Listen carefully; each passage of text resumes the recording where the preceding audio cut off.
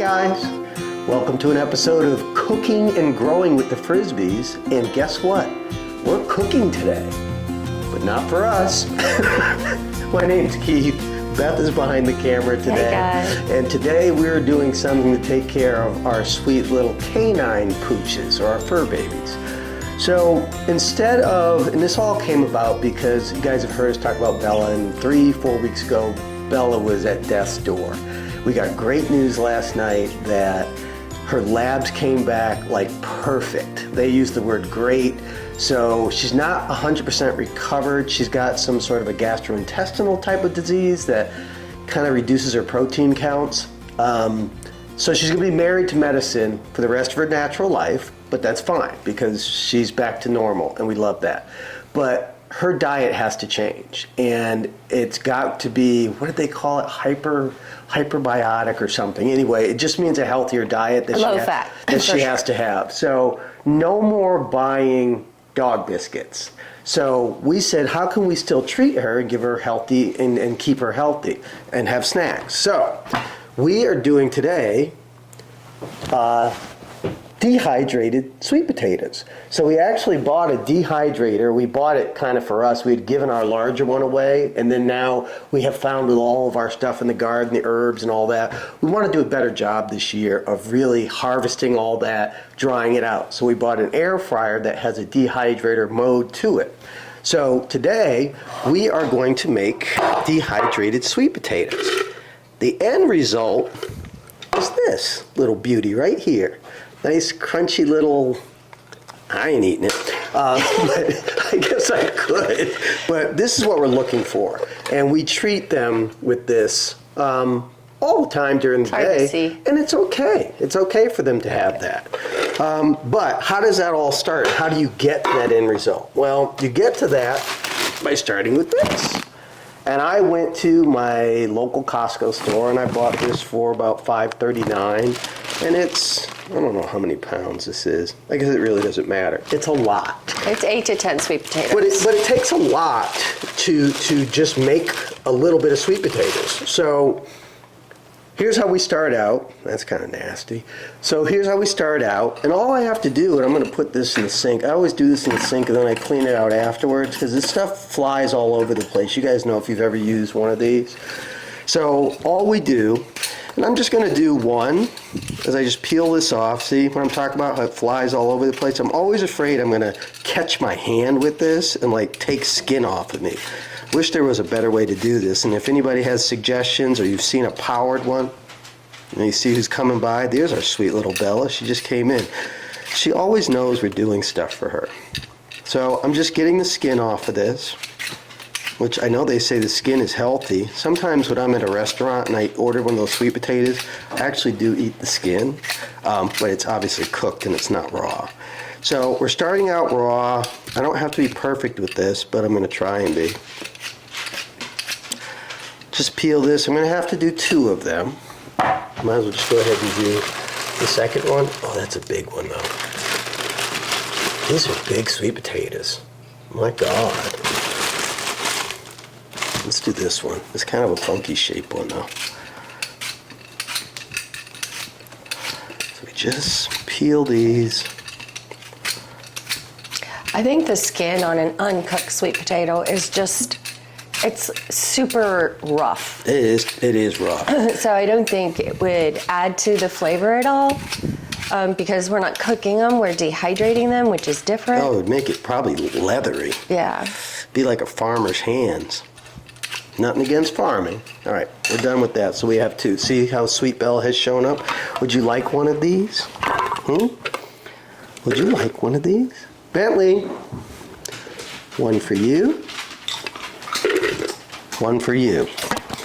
See, I love these things. So what's my next step? My next step is to get out a sharp knife and I kind of cut the ends off of it. I don't know why I do that. It's just to make it easier for me to handle. And then I cut them in half like this. Cut them in half, knife goes there, this goes in the trash over here. That's all you guys are getting. And then, I don't know if you guys have any of these or not, or have this. It's a mandolin. And yes, there's a Bruce Hornsby song that I like. Mandolin Rain, is that what it is? Don't even try and sing it if you don't know it. So Beth always starts, I used to start this way. Beth starts this way, and I think she's right about that. But what I figured out the other day, which is so stupid, see this mandolin? I was doing it like this. Oh no. And then I figured out if you just do that, there's actually prongs that hold on to this thing. Yeah. So we'll stick this, no. See, I'm still doing it. Stick that in so it holds it. The mandolin is set. It's set at a 1/4 inch? 1/4 inch, and then you just, it goes pretty quick if you have one of these. Rather than you sitting there trying to slice this and get it all uniform like that, you just push down. Let that do the work, and there you go. See? Look at that. See that? Isn't that perfect?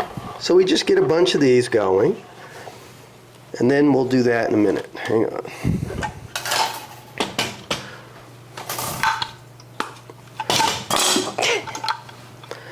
It's never without error. I think I just like doing it the way I was doing it. See, that's a difficult shape one. That sucks. Here, I'll have to stick this really in there. Hold that one down. This is a tough one because it's just a difficult shape, but just take your time.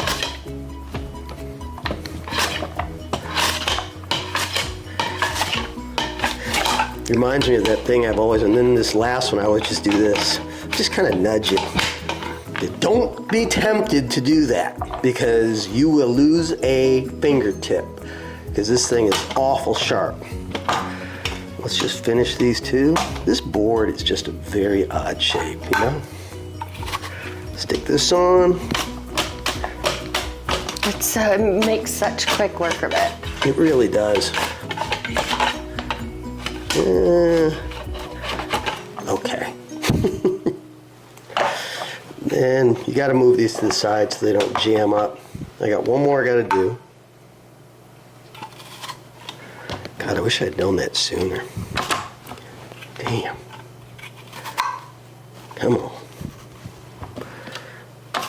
See, when it's an odd shape like that, I'm going to start with this end. I know the bigger end is... Wow, this one is really... Okay, here we go. I just got to add a little more pressure to it. They're getting stuck. There you go. I got one more. Can I get one more out of this? Nudge it, nudge it, nudge it. There you go. There you go. All right. Careful with the mandolin.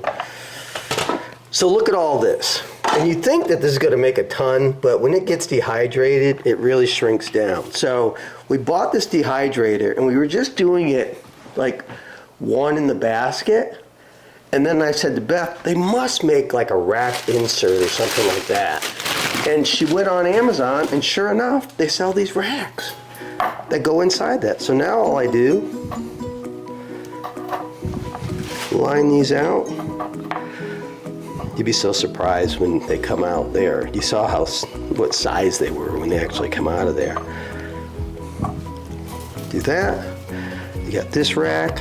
You set another rack in there. These things just pull back just a tad. And I always find you have to balance them because they tip. Or is it just me being anal, probably?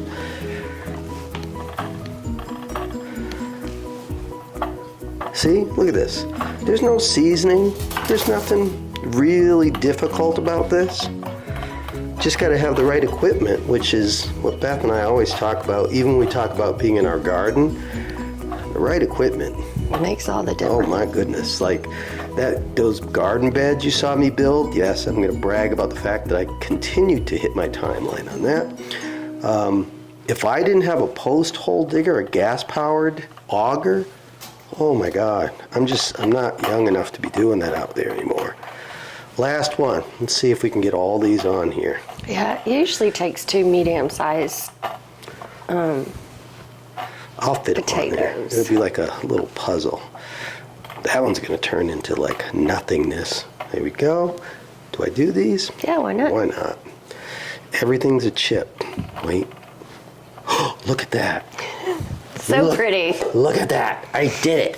So now, what we do, we come over, we take the basket out of our dehydrator.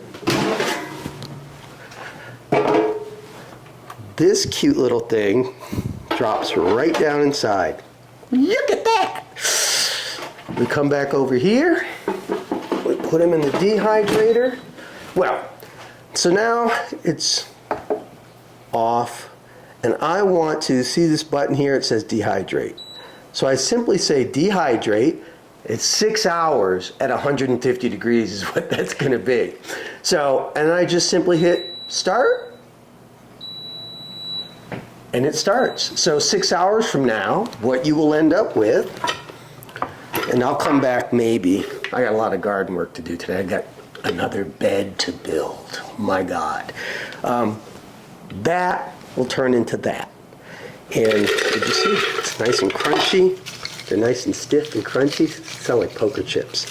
And very healthy. Or maybe Beth will come back and eat one for the camera later. I seriously doubt it. So guys, that's all there is to that. We'll come back in 6 hours. I'll show you when I pull it out. I got some stuff to do. Make some healthy treats for your dogs. And you eat healthy.